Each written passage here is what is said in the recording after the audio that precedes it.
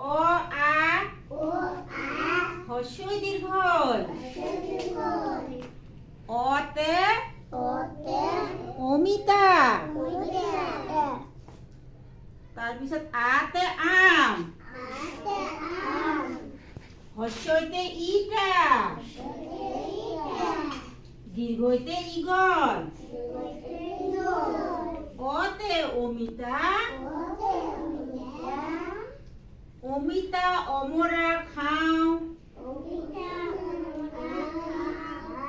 ফল বতৰৰ অসমক ভাল পাওঁ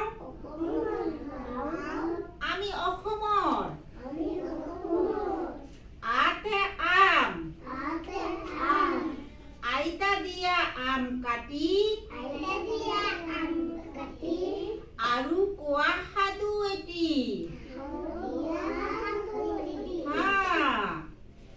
হস্যইতে ইটা